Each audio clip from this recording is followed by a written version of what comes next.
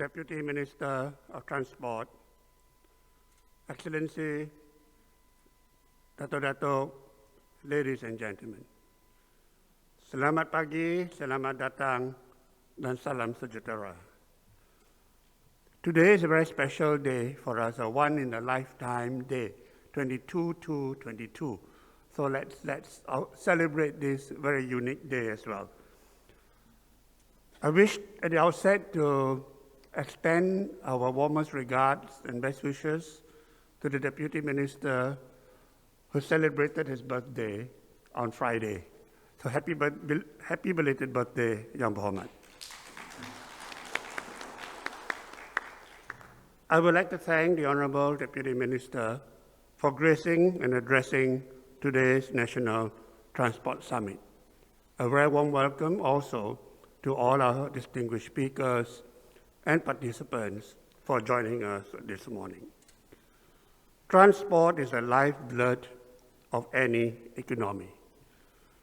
It is vital to ensure smooth and efficient transport network and systems for business and industry to survive and to prosper, and also for the meaningful development of tourism. During the global pandemic over the last 2 years, the global supply chain was badly affected, with delays in shipments and logistics, causing disruption to the supply chain. We had seen the bottlenecks in ports and harbors in China, USA, and many other parts of the world. Container shortages and lockdowns have impacted the global economy with the rising prices of shipping and container haulage. Here in ASEAN, we have adopted the ASEAN Connectivity Master Plan that aims to promote and achieve better connectivity, seamless logistics, and supply chains. This is key to ASEAN's economic recovery. Public transport and urban mobility is also becoming more critical and important for sustainable economic growth. With a growing focus on sustainability and climate change, the issue of sustainable transport is also important and needs to be addressed. How sustainability can be part of the transport system.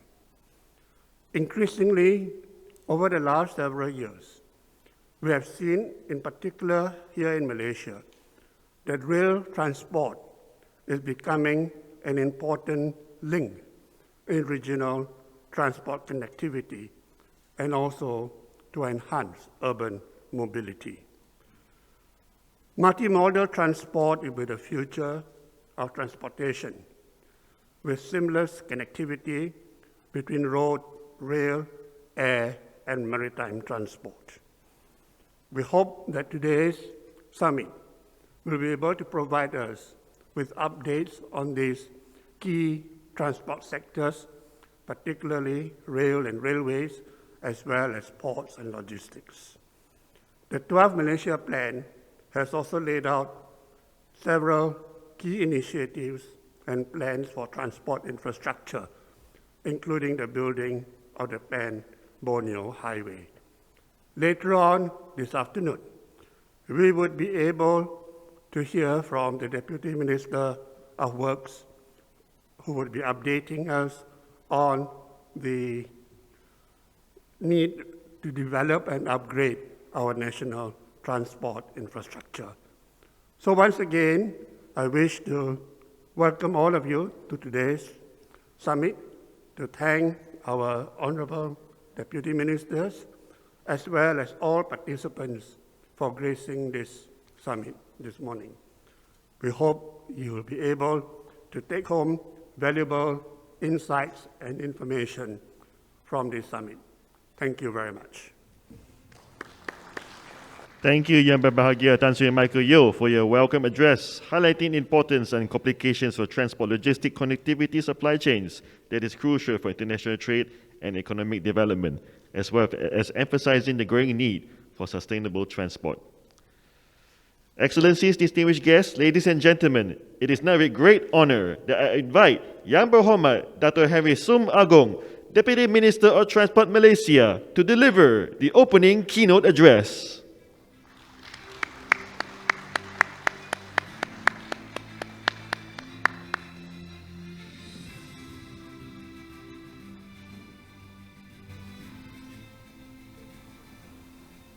Thank you, MC. Good morning. Salam sejahtera dan salam keluarga Malaysia. Yang berbahagia Tan Sri Michael Yeo, Presiden KSI Strategic Institute for Asia Pacific. Yang berbahagia Tan Sri Majid Han, Deputy Presiden KSI. Distinguished guests, ladies and gentlemen, first of all, I would like to convey regards from Datuk Sri Wee Lee Kasiong, Minister for Transport, who is unable to be with us this morning due to other commitment. I would like to thank the organizer, KSI, Strategic Institute for Asia Pacific, for inviting me to address this National Transport Summit termed Sustainable Transport for Economic Recovery. It's a great honor and privilege for me to address this year's summit, which highlights the importance of transport on Malaysian economy, growth, and sustainability. Ladies and gentlemen, sustainability transport is well recognized as one of the key enablers of the 2030 Agenda for Sustainable Development and the Paris Agreement on Climate. The only way to address the alarming rate of global warming is to significantly reduce greenhouse gas GHG emissions. In Malaysia, our 2017 total final energy consumption, FEC, stood at 62,848 KTO, kilotons of equivalent, which is 9.8 highest than the previous year. The transport sector was the second fastest growing sector overall in terms of energy consumption, with a total FEC of 23,522 KTO, or 37% of the country's total. Within the transportation sector, road transport accounted for more than 90% of energy consumption. A shift to sustainable transportation is therefore imperative if we want to stand a chance to achieve a sustainable, inclusive, and resilient future as envisioned in the 2030 Agenda. Ladies and gentlemen, transportation is the catalyst for the economic growth of the country. Though our fight with COVID-19 is not over yet, we have to move forward, and the announcement made by the National Recovery Council, NRC, that Malaysia will certainly be open for business is an indicator for economic recovery.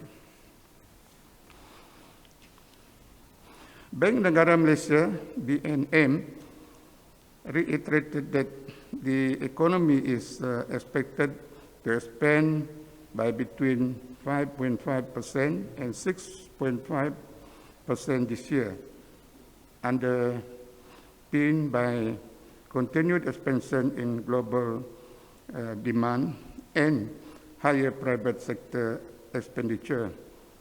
In fact, Malaysia was well positioned to gain from the bounce back in global growth and trade as witnessed in 2021. Nevertheless, the country is also gearing toward opening our international borders to hasten economic recovery. Several discussions are also ongoing to expand the vaccinated travel lane initiative to encourage more international traffic into the country.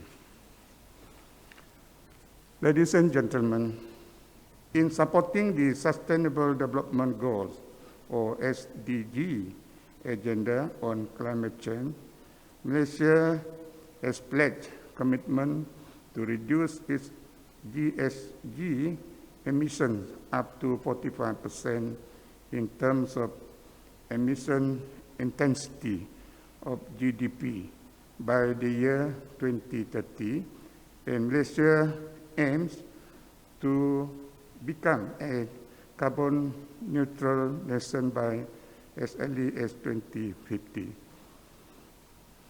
Our commitment is one of the main focus in the National Transport Policy 2019 to 2030, which also emphasizes on the advancement towards green transport ecosystem.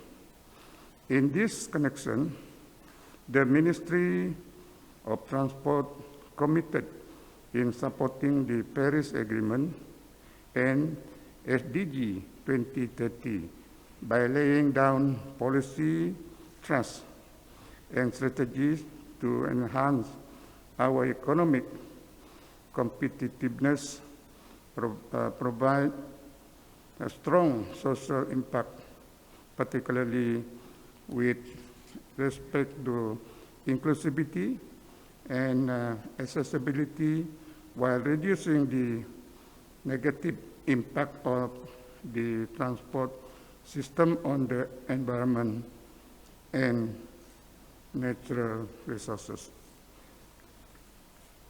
Ladies and gentlemen, provision of efficient and accessible public transportation will encourage the public to shift from private vehicles to public transportation. In this, we are fully committed, which can be seen in the nationwide rail expansion with projects including first, LRT Shah Alam line or LRT 3 to be completed by 2024. Second, MRT 2 or MRT Putrajaya line to be fully completed by 2023.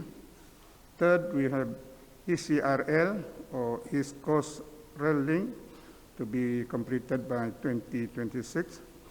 And fourth, we have Johor Bahru, Singapore RTS, Rapid Transport System Link to be completed by 2026. Systematic public transport services and affordable fare saving rates can increase the accessibility of the people in using the public transport as their main mode of transport. In view of this, the government has introduced initiatives such as the interim stage Bus Support Fund, ISBSF, to help cover the daily operating cost of the bus stop operators, especially in rural areas, to ensure they continue to operate. And unlimited monthly travel passes are introduced, where users are only required to pay RM50 per month on all rail and bus services in Klang Valley to increase ridership in public transport services. Moving forward, our focus will be to ensure sustainable and resilient public transportation.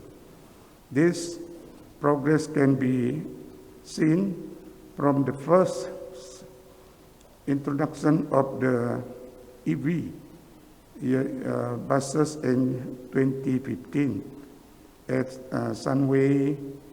Sunway's Bus Rapid Transit to the recent automated rapid transit system, which is a hybrid between an electric bus and a trackless tram. Which is introduced as part of the Iskandar Malaysia Bus Rapid Transport pilot testing programs. On the international front, Malaysia is voluntarily participating in the International Maritime Organization, IMO, partnership in environmental management for seas of East Asia. That is IMO 7 PEMCEA project.